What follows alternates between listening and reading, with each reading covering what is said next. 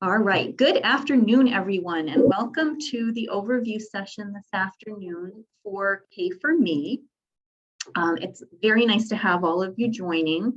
I'm Leanne Larson. I'm the Director of Early Learning in the Department of Education. This afternoon, I also have Nicole Medor on, who's our early childhood specialist. She's going to be helping to manage the participant box a little bit. And you should have the option of posting comments in the chat box if you want to ask questions, or using the Q&A feature. Either one will be just fine. Additionally, I'll pause periodically so that if you want to come off mute and ask questions directly, that will be just fine too. And I'm going to just ask Nicole, because it's hard for me to see the chat box, that if people are asking questions, she'll just jump in and kind of let me know that someone has something they want to ask.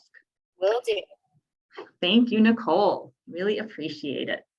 So very excited to have you with us this afternoon. I'm going to assume that you are here because you are interested in learning more about the Kindergarten for Me, or K for Me program, as we refer to it. That is an open source instructional program that the Department of Education has worked to develop and provide for use in kindergarten programs across our state. On the screen right now, you can see today's agenda, and we're going to start off with a little bit about the purpose for the session, some history of Maine's work around the development of this program, a little bit about the evidence base behind the program. We're going to spend bulk of the time really talking about the components of K for Me, and a little bit about data that we collected from the pilot that we completed last spring. And then I want to save plenty of time for questions, and also be able to point you to a couple of additional resources that may be useful to you as you are potentially considering using KP in your classroom or school. That should pretty well fill up our time, I imagine. So in terms of purposes for this afternoon session, I want to make sure that you leave with an understanding about Maine Department of Ed's work in developing K for Me. Walk away with a better understanding of the design, the structure, and the components that are incorporated in this instructional program. Have some understanding about the benefits of using K for Me, and what the department offers for support around becoming familiar with this instructional program and its ongoing use. And then, as I said earlier, plenty of opportunity to ask questions. So to begin, a little bit about why K for Me. I'm sure all of you are keenly aware, our children in kindergarten are really very curious, inquisitive learners, and that's something that we really want to take advantage of. We want to instill in them that love of learning and give them those opportunities to be able to explore their world and really find learning to be a fun, pleasurable experience. At the same time that we're really building their skills and helping them to become strong, independent learners and helpful, well-prepared citizens. We want them to learn how to collaborate, and we want them to see the connections that occur across all of the different learning in which they're engaged. So the K for Me instructional program is really built around these concepts, and it's done in a way that pulls together different content areas in an interdisciplinary approach, but all of the content is aligned to our state's learning results. The content flows in a very sequential, focused way to build children's knowledge and understanding for both skills and concepts. And it employs a lot of evidence-based effective teaching practices, including purposeful play and project-based experiences. And one of the pieces that I think that we have heard loud and clear from the teachers who've been using the program, and that we certainly value a great deal from our end, is the opportunities that this program allows for children's voice and agency in their learning. So as I describe the different components this afternoon, I hope that you'll see these pieces in that description, and that those will begin to become apparent to you. A little bit of history about our work in this area.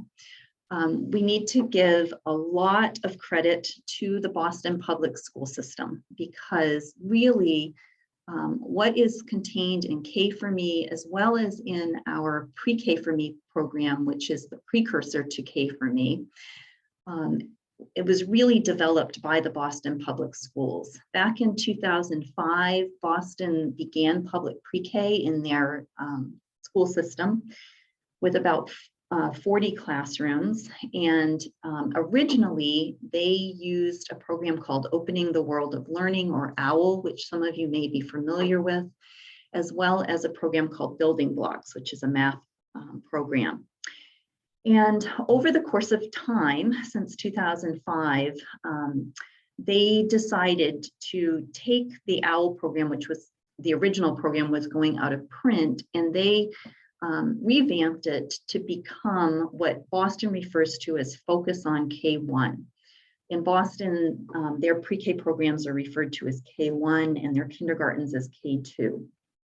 So they did a lot of work in developing that Opening the World of Learning program to make it an open source curriculum that's interdisciplinary. And then, because they wanted to build a more aligned structure across their early elementary grades, they went on to construct a similar type of program for kindergarten, first and second grade. So we had the good fortune in Maine a few years ago of having a preschool expansion grant, and some supplemental funds associated with that allowed us to be able to take Boston's pre-K program and adapt it for use here in Maine. And we did that through a process where we piloted the program in pre-K classrooms throughout the course of the 2018-19 school year. We made some adjustments to it to better fit the context of Maine. Because the original program was built for Boston, there are some aspects that are naturally built to fit that context of being in a large urban area. And we wanted to make sure that what we are sharing with our Maine schools fits our context.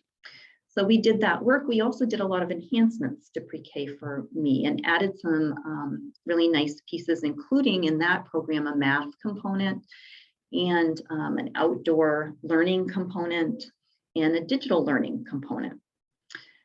After completing that work, it became apparent to us that we began to get a number of requests for moving up into kindergarten. And that felt to us like a really welcome opportunity to begin constructing an instructional program that would be aligned with our pre-K programming. So we went back to Boston and asked for their assistance. In both cases, we have worked with a consultant from Boston to help us as we have implemented the pilots and made the adaptations. And we kicked off a pilot for K4Me in the fall of 2019 with about 14 classrooms. And then, of course, as you all realize, we promptly faced the COVID pandemic in March of that year. And so we had to slow things down a bit and kind of put our pilot on hold. And then we restarted the pilot the last school year, previous school year to this, so 2021. And interestingly, we had an additional 14 classrooms that, despite the pandemic, wanted to join the pilot. So we did that, which was wonderful. Although I do want to just give the caveat that that second year didn't look quite the way a typical implementation of K4Me is designed to look. We had a lot of our classrooms, as many of you I'm sure experienced, We're working in hybrid situations where kids were maybe coming face-to-face part of the time and online part of the time, and some classrooms that were online all the time. So it wasn't exactly the way that we had hoped, but we still managed to get through the pilot and have a lot of excellent input from educators, and it enabled us to make some good adjustments to the program. We also completed an evaluation component of K4Me. So I'll talk a little more about that later this afternoon. But ultimately, it led us to be able to post the K4Me program online last August. And now with both Pre-K4Me and K4Me, our department tries to provide training in the summertime for educators who are interested in using the programs so that they get a good grounding in the programs and are well equipped to be able to implement them in their classrooms.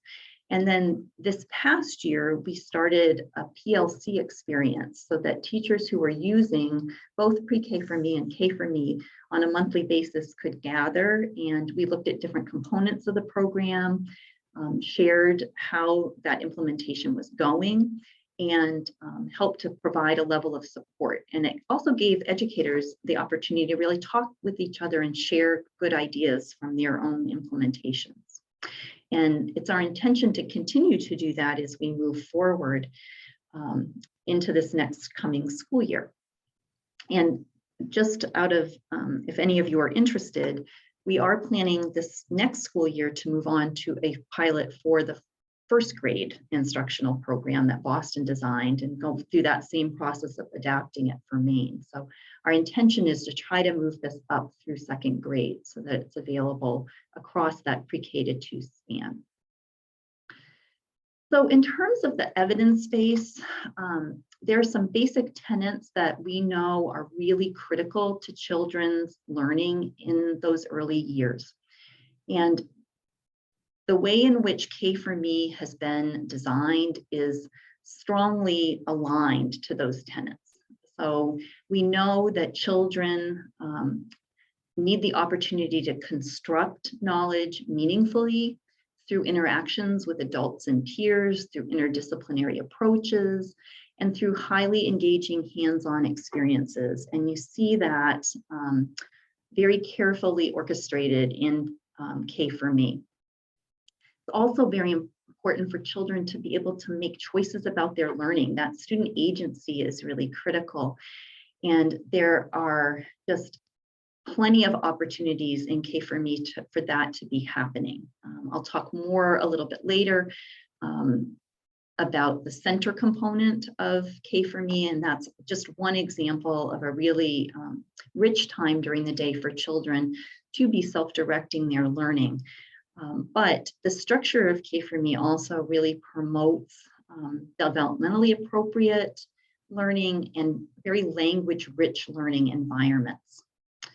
K4Me is also founded on the notion that teachers are really facilitators of learning, and we want them to be able to observe, to pose open-ended questions to students, to encourage children's interests, while at the same time they're intentionally providing instruction and support that is helping children to grow across all domains of their development.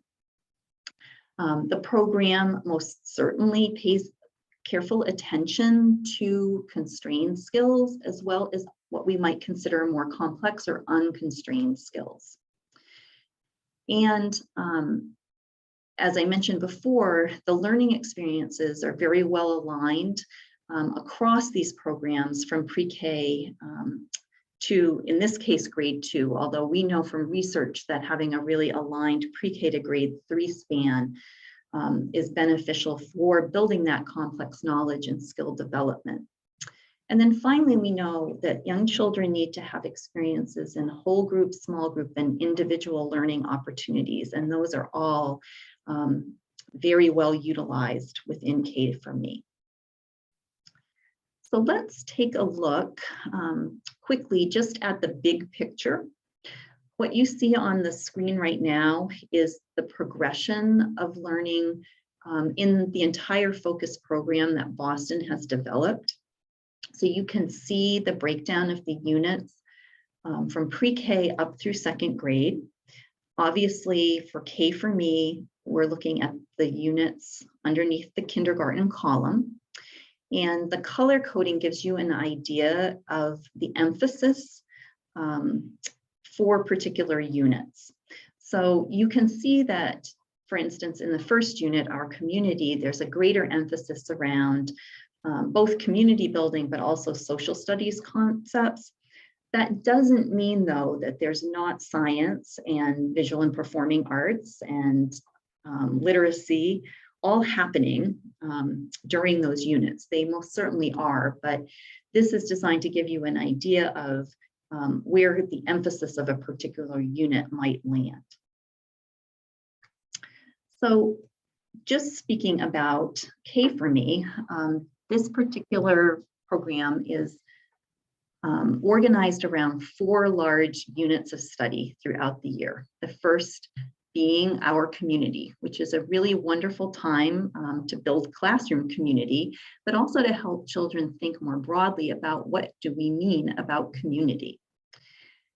This goes into the next unit, which is all about animals and habitats, and the theme of community continues in that unit, but through the lens of how animals form communities and habitats and how the notion of community works in their world. There's a lot of emphasis too in this unit around nonfiction concepts. Research gets tied in here as well. The third unit is probably one of students' very favorites, and what I hear from teachers is it's one of theirs as well, and it's all about construction. So it's a really terrific opportunity for kids to be building and constructing and thinking about what they can design in their worlds. It's also really fun to watch how they pull the notion of community and animals and habitats right into that unit on construction. You know, it's not unusual to find them connecting those pieces as they are building and thinking about the role that construction plays in our world. And then the final unit of the year is called Our Earth, and this is where students take a deeper dive into concepts of ecology and plant life, and how treating our world is part of our responsibility as a responsible community or citizen. And so there's lots of different directions that this last unit of the year goes in, but still cycles back to that notion of community, which is really a strong thread throughout. Within each one of the instructional units, which vary in length a little bit, the first unit is about 6 weeks. Some of the units are as long as 10 weeks, but they generally stay between 6 and 10 weeks. But within each one, there is always some big ideas that frame the unit, as well as some guiding questions that students are working to be able to answer throughout their course of study in the unit. So I pulled this particular slide just out of what we call the arc of the unit, which gives like the big picture from Unit 1, just that you could see a sampling of what those big ideas and guiding questions look like. To build students' understanding of the big ideas and to be able to answer those questions, let's take a look at how the components unfold in K for Me and how they are linked together. So one of the things that I hope that you'll notice in this visual is not just the individual components, but all of the lines connecting them to one another, because that is one of the really powerful pieces of the K for Me program design. All of the pieces link together. And that's done very deliberately to help support children's learning, so that as they are exploring those big ideas, they are seeing them through the read aloud. They're seeing them through their time in centers. They are understanding how the vocabulary they are learning explicitly connects to the understanding of the big ideas. They're writing about those big ideas. They are reading about them. So all of those pieces are very well orchestrated together. The circle in the middle with the text box is also put there very deliberately because, as you will see, the texts that have been selected for reading aloud in K4Me are done very deliberately. They are very rich texts that offer a lot of opportunity for rereading with students and for connecting to the various concepts that are being developed. It's a very natural flow for the content that's being discussed in the text to show up in center time in various ways that kids can explore and direct their own learning around. Often the writing components are very much built around anchor texts that they are hearing and listening to. The vocabulary is showing up in those texts. The storytelling and story acting feature, while it could be, sometimes disconnected from the text, it can also be connected to it. And certainly aspects of the shared reading and foundational literacy pieces are being directly connected as well. A couple things I also want to point out on this slide are that there's a couple boxes that you see on the screen, one that's not directly connected to the web, and one that is connected, but in a slightly different color. So when using K4Me, it's important to know that in addition to all of the resources available to support the K4Me components, there are two pieces that schools have to add in order to really fill out the entire educational experience for students. One of those is a phonics program. In Boston, the Foundations Literacy Program is their phonics program that's used across K to grade 2. It's actually used beyond grade 2, but for the purposes of the work they've done in program development, it spans to grade 2. In Maine, we, because of our strong history of local control, did not want to specify that a particular phonics program needed to be used. So it is left up to schools to determine what phonics program that they will use. We do strongly recommend that a systematic and explicit program be used. This component, as you'll see in a few minutes when we look at the breakdown of time, is really designed to take about 20 minutes of the instructional day and will be directly connected into both the shared reading and station piece, as well as how teachers organize for strategic small groups.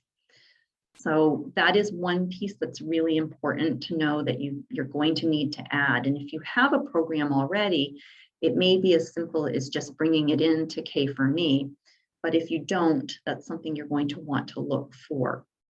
In our pilot project, just full transparency, we used Jolly Phonics as the program. That worked very, very well in our pilot sites. But in the second year, when we added additional classrooms to the pilot, we let schools have a level of choice, and some chose to use some other programs, and that worked fine as well. So just know that's a piece you're going to need to add. The other piece that has to be added is the math program. K4Me, and in Boston, the same design was true. They didn't build math in explicitly into the program. They use a standalone math program. And since we know that most schools in our state do use some kind of a math program, we didn't choose to build that piece out the way we did for pre-K. We are planning, or we did for K4Me, do a supplemental piece that helps teachers see a lot of the connections to mathematics that can be made through the instructional units. So that is a piece that we did add, but it's not an explicit math program, and you're going to want to have that as well. I'm going to pause for just a moment because I see a couple of questions, but maybe you've addressed that already, Nicole. So yes, so Wonders would be a pretty comprehensive core reading program, and it probably wouldn't be possible to try to use both pieces. The vast majority of K for Me would probably replace a good portion of Wonders, but it might be possible. And I don't want to say one way or another because I don't know the phonics program in Wonders well enough to know if you could continue to use that piece.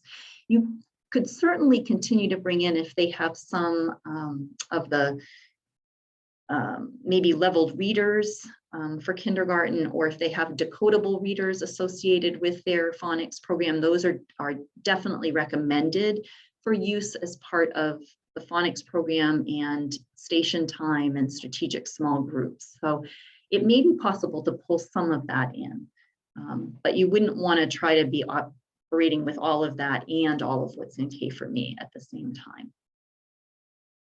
Hope that will answer that question. Thanks for asking it. Okay, so let's take a little look at those components of the day for K for Me and the approximate amount of time that they take. So we always say to teachers using K for Me that there's a couple of pieces of the program that are absolutely like the anchor pieces in the program design. One of those is center time, and the other is read aloud. And you'll see that center time is a good chunk of time during the day. We'll talk a little more about this in a few minutes, but there are actually 3 pieces to center time that are really important. But this is the time of the day when children get the most opportunity for self-directed, purposeful play in a variety of interdisciplinary ways. And this is also in K for Me where a lot of the science pieces are taking place. So it's a very integral part of the day. The read aloud portion, while taking about 20 minutes, is also integral because it's sort of the bedrock to building out that unit of study. And the big ideas and essential questions are really tied to that series of read alouds within the unit so that all children are getting exposure to deep content and are building comprehension and vocabulary through that mechanism. And then that's connected out to all the other pieces. Storytelling and story acting takes about 10 minutes of the day. And this is a chance for teachers and students to actually tell stories orally and then act them out. And teachers model this, and students can be engaged in it and be the storytellers. It's a component that may not happen every single day, may only happen a few times a week, and is one that we kind of teachers ease into across the course of that first year of implementation. The reading component needs a good hour of time. About 20 minutes of that is dedicated to the phonics instruction. About 10 is dedicated to shared reading, where the phonics pieces should be integrated. And then the other 30 minutes is station time and small group instructional time. So students will be in stations working independently while teachers are pulling small groups of students during that block. And one of the questions that often comes up is, well, how in 30 minutes can I meet with all of my students for small group? And in this particular program design, it's not the intention that every student gets met with every single day for small group instruction. They probably are meeting with the teacher every other day. So some students, it might be twice a week, other students 3 times a week. But one of the things that I can assure you from having done the pilot now for a couple of years, and also from talking with teachers in Boston, is that it's a very intentional use of that time, and they see students' growth in many cases surpassing what they used to see them doing in kindergarten. And a lot of that seems to have to do with all of the very rich pieces of literacy development that are happening throughout the rest of the day. So I know that might feel a little different and is probably going to take a bit of a shift, but it's is a deliberate part of the design and very doable. There's another 30-minute chunk of time in the day for writing. The writing piece of the program is built on something called System Functional Linguistics, or SFL. And this was developed by Maria Brisk from Boston University. It is kind of a combination. A good way to think of it is a combination of both direct writing instruction and the writing process. So it kind of marries both pieces together. And it's also highly integrated with the rest of the curriculum. And then, as I mentioned earlier, there's about 60 minutes of the day that's left for math instruction with whatever the school's math program is. Wanted to just talk about a couple of the key pieces a little bit more. One is read aloud. I mentioned that there is a series of books used throughout each unit for read aloud. They are very deliberately selected and connect very well to support the big ideas that are being developed in each unit. They're also selected with really an eye toward culturally responsive practice. That's a very important aspect, is making sure that students are seeing characters that they can relate to, and being able to build concepts in ways that will connect from unit to unit. The texts are quite rich. They really beg being read multiple times. A question that often comes up is there going to be opportunity to read other texts aloud? And I think teachers find that they can definitely find time in the day to read other texts. So while they may be rereading the text that's selected for each week of instruction multiple times during the week, there's other times that they can work in just a favorite read aloud or another read aloud that's a good complement. On the department's website, where we've posted K4Me, there is a list of supplemental texts specifically built with an eye to Maine and Maine's context to give teachers some other ideas of additional read alouds that they could supplement with. But it is very important within the program to make sure to be working through the texts that are outlined, because so much is connected in the learning to that sequence of text.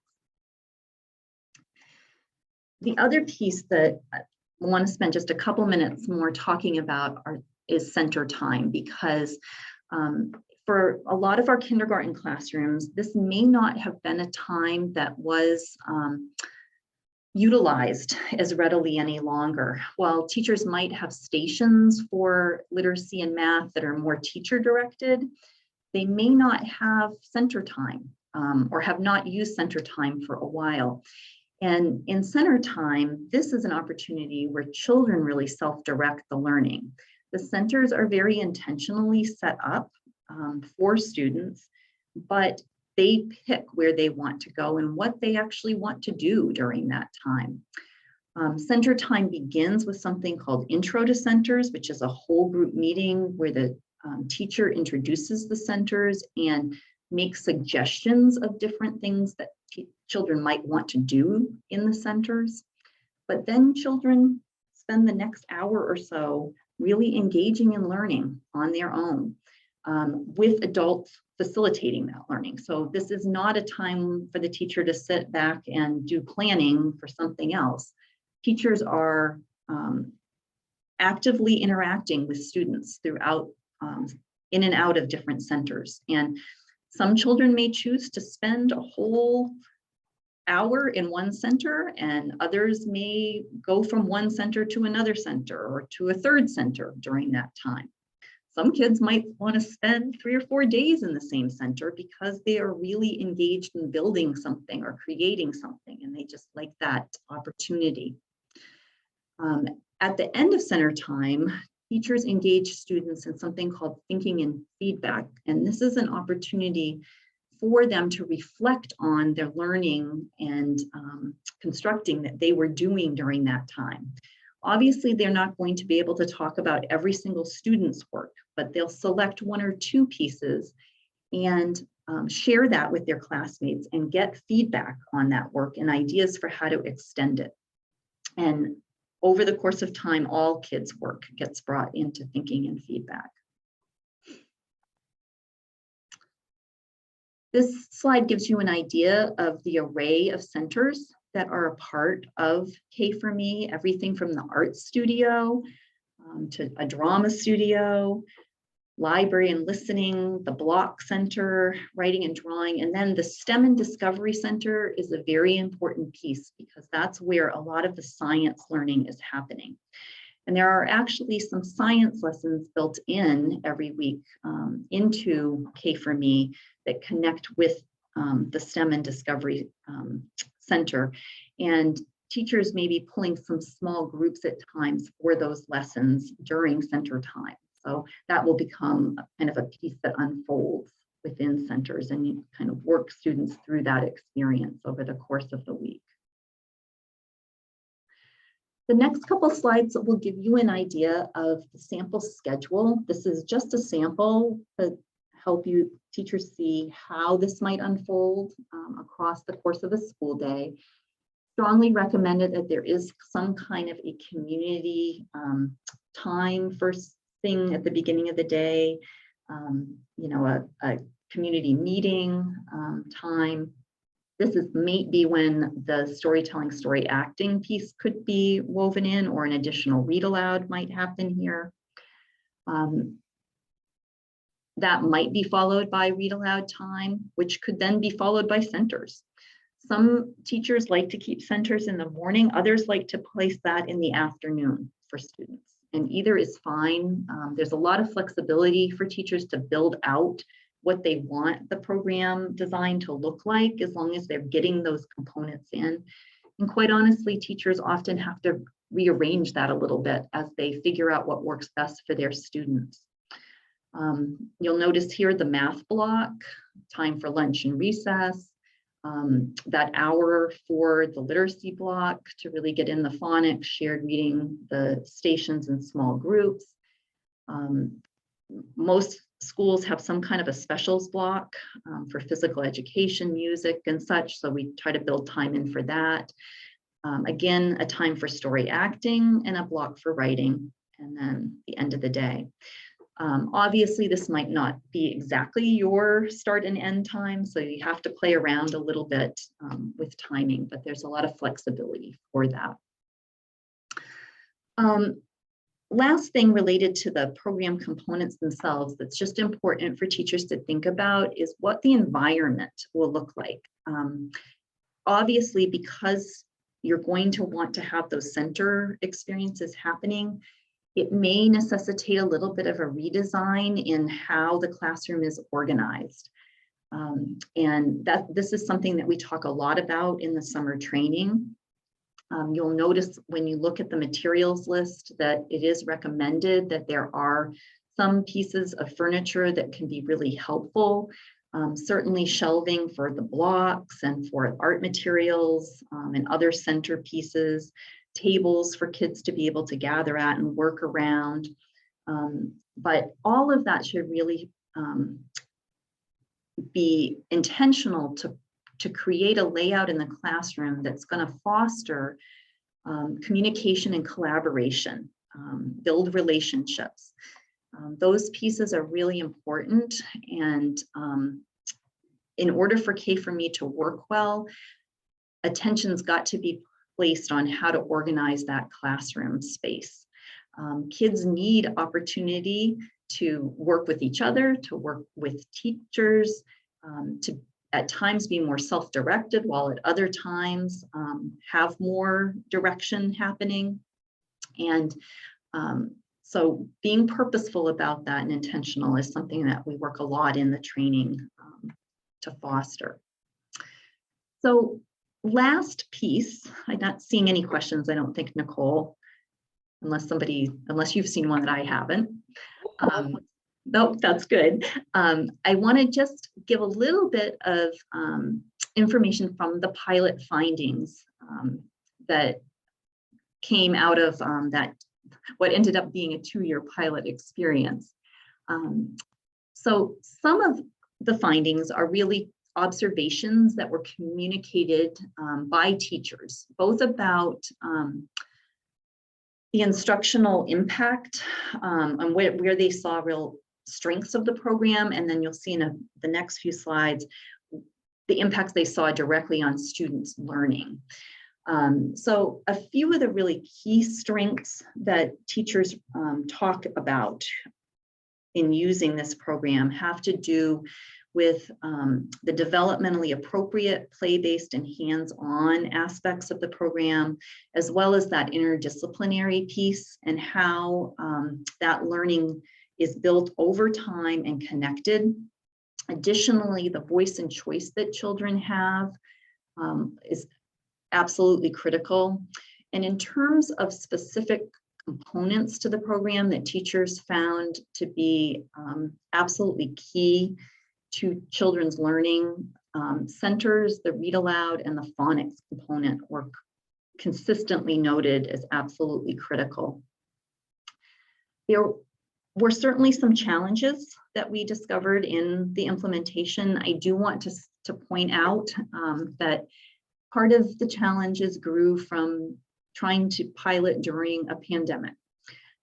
So there's definitely, like with any program that you're implementing for the first time, a level of preparation that teachers need to put into getting ready to teach the program. And that was certainly true and is true for K4Me. I think it became even more of a challenge during the pandemic because not only were teachers needing to plan for the in-person days, but they were also trying to plan for what's happening online when I'm trying to deliver pieces that way. So that's a piece that I think was exacerbated by COVID. Another challenge that we heard from teachers a great deal was trying to fit all the components into the course of the school day. I think, again, some of that may have had to do with COVID because the protocols that they were needing to follow were sometimes taking quite a bit of time out of the instructional day. But even under the best of circumstances, in the first year of implementation, trying to get every piece in all the time the way it's intended can be challenging.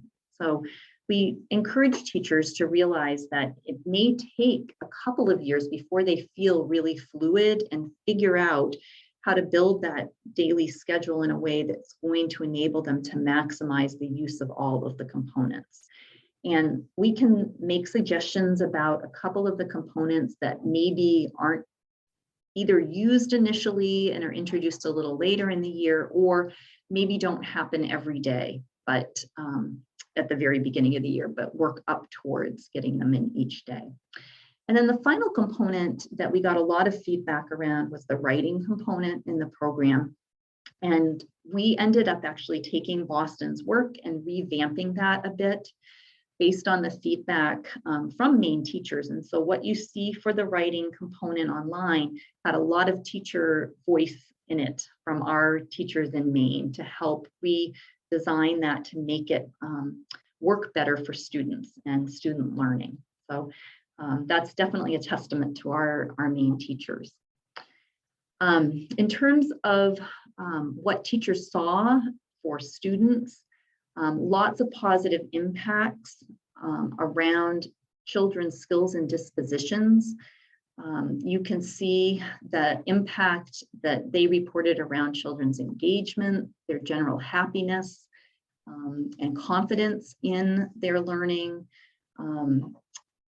all the way down through things like ability to problem solve, to work independently, to be able to articulate their learning. So lots and lots of positive benefits around kids' dispositions as learners. Additionally, teachers reported a lot of growth in students' literacy development.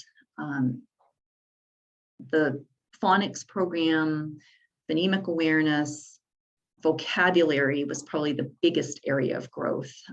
Also comprehension, very, very strong.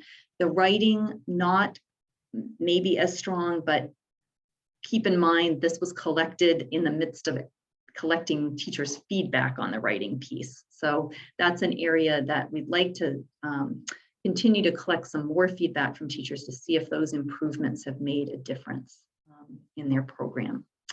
And then finally, we did use a early literacy screening assessment at the kind of the late spring of the pilot to get an idea in a more objective way what the impact was. And so you can see some of the different screening areas and the percentage of students at that point who were really on track. And in many cases, there was lots of strong growth, certainly with letter naming, letter sounds, rhyming, following directions, vocabulary was very, very strong. Some of the pieces were at a point in the year where some of these concepts were just starting to unfold. So it may not have been a true statement of where they were by the end of the year, but definitely some solid growth. And again, in the midst of a pandemic where kids weren't necessarily getting as consistent instruction as we would hope that they would. Okay, I'm going to stop there and see if folks have some questions. And you're welcome. You can either come off mute, Susan. Thanks. I could see you actually on the screen. Okay. Yeah. Hi, Leanne. Hi. I had two questions, and I think I know the answer to this, but I just want to make sure. Sure. I think the material list I know was up there last year. Is that the same material list? It is. To do some Yep. ordering. Yeah. It is. And you can find that posted right on our K4Me site. I was in a minute going to actually take people there just to take a peek, but yes, the materials list is posted, and that is the same one that's been there. Yep. Okay. I always, just a little caveat about that. I always tell people to take some time with the materials list and really kind of do an inventory of what you already have, because you probably have a lot of the materials that are there. It's a very comprehensive list. And focus in on the pieces that you do not have that you're going to need. And certainly the texts are absolutely essential. Making sure that you've got a phonics program, which isn't going to be reflected in that materials list, because that's sort of a separate add-on piece. And then pieces that are necessary for those centers. Quite often, classrooms may not currently have blocks to outfit the block center, and that is absolutely essential, as well as some of the other centers. So just kind of, take stock first. The other thing that some schools do too is kind of look at units 1 and 2 and, purchase the materials that they're going to need and know they're going to need for those first couple units, and then take stock of what they've still got on hand before purchasing for the next couple of units during the year. There are also a couple pieces in science that I'd recommend you don't necessarily need to buy in the beginning of the year. There's a whole piece around earthworms in the spring, and it's great and the kids love it, but you probably don't have to order that until sometime in the winter to have it on hand. Okay. Yep. The training, full training is August 1st and 2nd, correct? It is.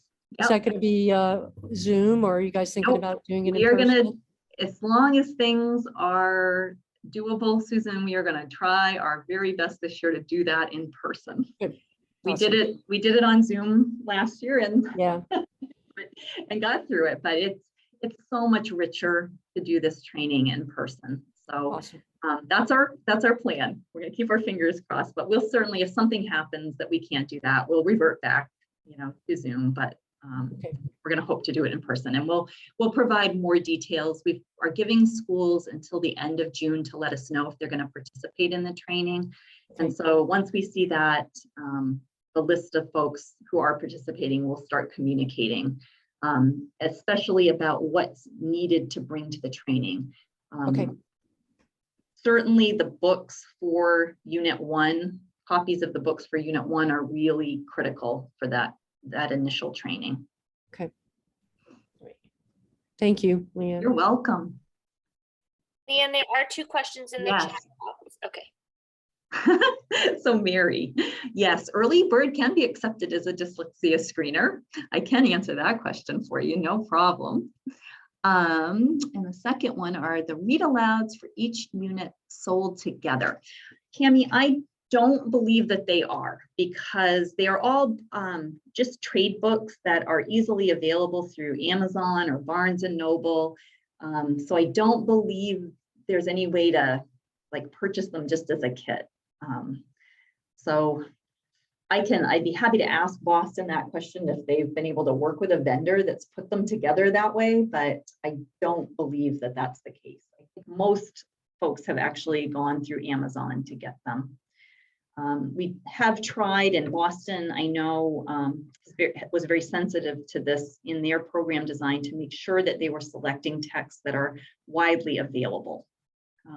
And yes, Nicole, most of the text should be available through the main library system. So if you're having difficulty getting, hold of them, or if cost is an issue, you might be able to borrow some copies.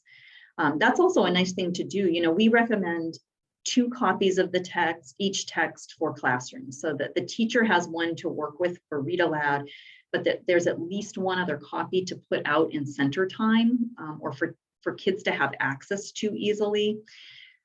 So before each unit, it could be really helpful if you can grab an extra copy through your libraries to put in classrooms. Really nice to have those, and also nice to have lots of extra supplemental texts on hand that go with the units of study. So that list I referenced earlier is a good one to go to, but working with your school librarian or public librarian and just telling them, here's the the unit and the topics, they can pull a whole bunch of books for you to help fill that out in your classroom.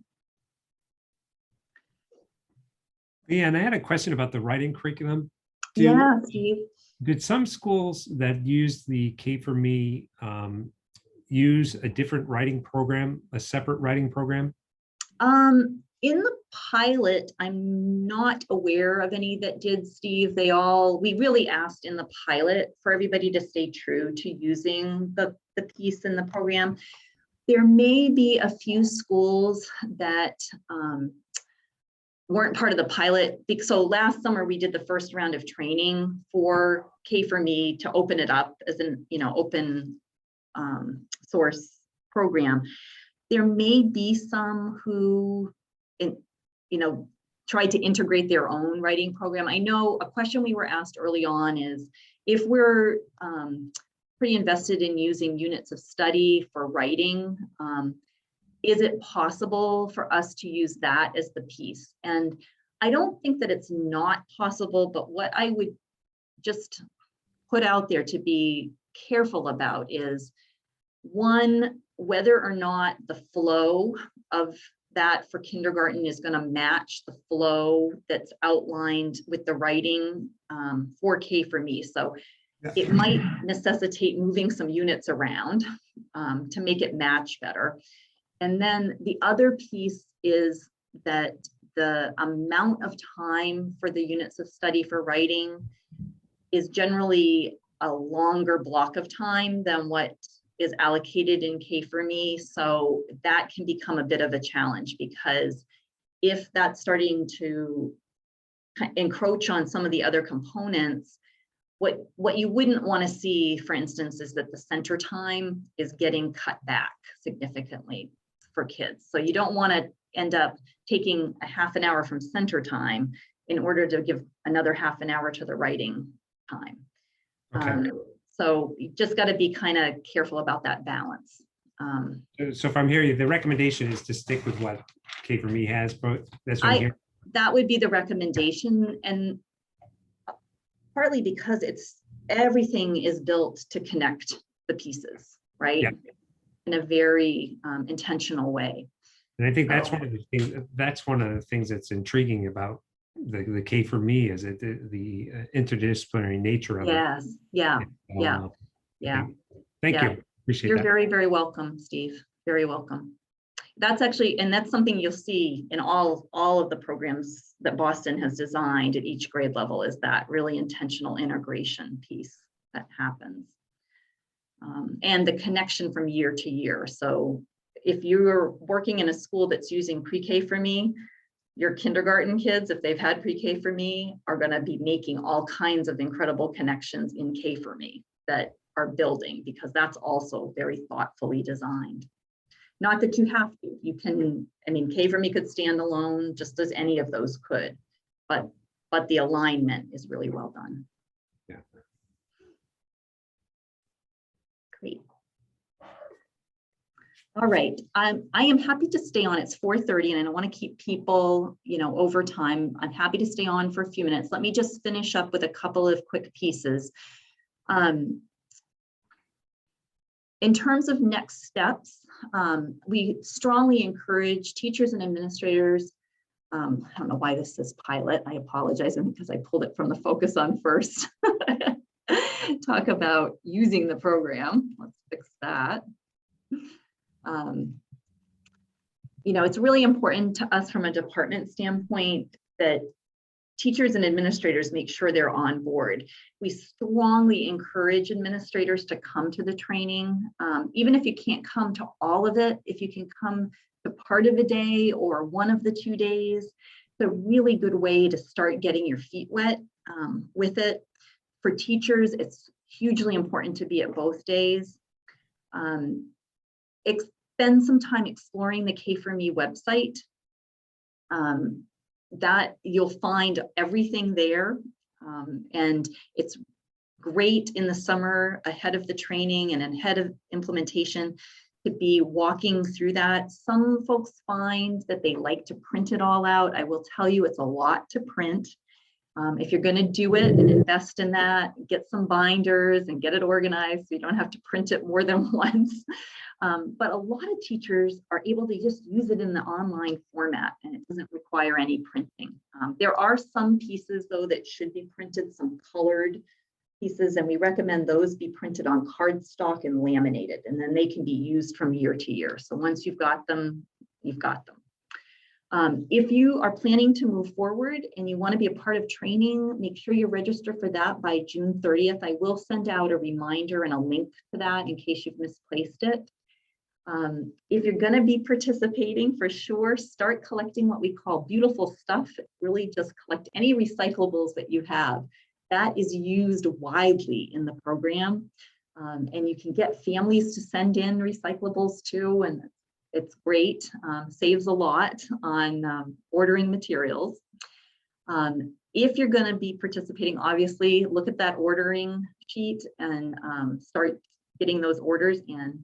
And then we'll look forward to seeing you at training on August 1st and 2nd. Sometimes too, in addition to exploring our web pages, teachers find it really helpful, and so do administrators, to go to Boston's website and explore the big picture of their program development. They also have some really nice videos where you can see the program in action. So I've included those links there. And what I will do tomorrow is I will send everyone who attended the session today the PowerPoint slides so that you can get to the links with no problem. Okay. I'm going to stop sharing for just a second. All right. Did I miss any questions, Nicole? Did you put the No, I web? don't. You put it in? Yes. Yes, thank I you. You're right on it. Excellent. Yeah, spend a little time exploring both of those sites. And big kudos to Nicole Mador, who designed our K for Me site and got everything up and organized for us. just outstanding. I appreciate that. I am not a website designer, to be clear. Early childhood is a jam. You did a great job with it, Nicole. Very user-friendly, easy to find materials. We appreciate that. All right. Thank you, Leanne. We You're appreciate very, it. very welcome. I'll look forward to working with a lot of you, I hope. Yes. Take care. Yes, thank you.